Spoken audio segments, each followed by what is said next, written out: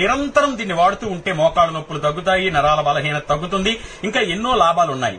పొయ్యి అవసరం లేదు, వెలిగించాల్సిన అవసరం లేదు. ఇది మీకు ఒక లేహ్యంలా తయారవుతుంది. నమస్కారం, నేను ప్రదీప్ వానపతి. మా తల్లిదండ్రులకి, గురువులకి, పెద్దలకి పాదాలు పట్టి ప్రార్థిస్తూ దీన్ని అమృతలేహ్యం అనవచ్చు, చ్యవనప్రాశ అని కూడా అంటూ ఉంటారు. దీన్ని ఇంట్లోనే ఎలా చక్కగా తయారు చేసుకోవచ్చో ఇప్పుడు తెలుసుకుందాం.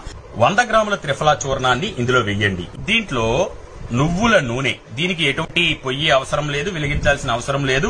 ఇది మీకు ఒక లేహ్యంలా తయారవుతుంది. తర్వాత ఈ 200 గ్రాముల తేనెని కూడా ఇందులో కలుపుకోండి. నిరంతరం దీన్ని వాడుతూ ఉంటే మోకాళ్ళ నొప్పులు తగ్గుతాయి, నరాల బలహీనత తగ్గుతుంది, ఇంకా ఎన్నో లాభాలున్నాయి. మరి ఇప్పుడు ఈ లేహ్యం గనక మీకు చక్కగా మీరు ఇంట్లో తయారు చేసుకునే విధానాన్ని ఇప్పుడు మీకు చెప్పేశాను.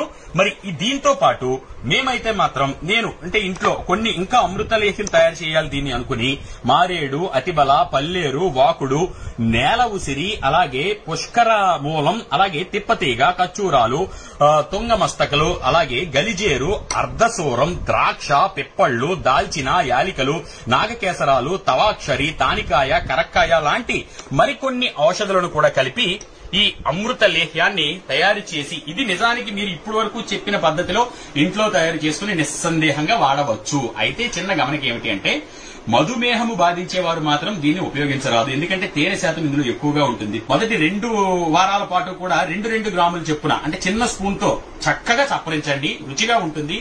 లేహ్యం చాలా అద్భుతంగా ఉంటుంది. శరీరానికి త్రిఫలా చూర్ణ అందాలి. అప్పుడు ఎన్నో ఆరోగ్య సమస్యలు మీకు తెలియనివి, సప్తధాతువులతో తయారయ్యేటువంటి ఈ శరీరంలో 72,000 నాడులు ఉన్నటువంటి ఈ శరీరంలో ఎన్నో అద్భుతాలు జరుగుతాయి. మీ నీరసం ఉండదు, చాలా బలంగా యాక్టివ్ గా ఉంటారు. మీరు చేస్తున్నటువంటి నిత్య జీవన విధానంలో దీన్ని కూడా ఒక భాగంగా చేసుకోండి.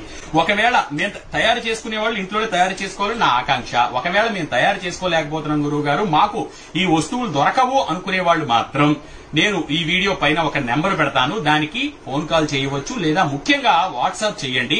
సమయానుగుణంగా సమయాలు కూడా పెట్టడం జరుగుతుంది. ముఖ్యంగా మా ప్రధానమైన నంబర్లు కొన్ని ఉన్నాయి, వాటికి మాత్రమే మేము ఆన్సర్ చేయలేదని మీరు బాధపడకండి. చాలా ఎక్కువ మంది చేయడం వల్ల ఆన్సర్ చేయలేకపోతున్నాము, దాన్ని క్షమించాలని కోరుకుంటున్నాను. మరి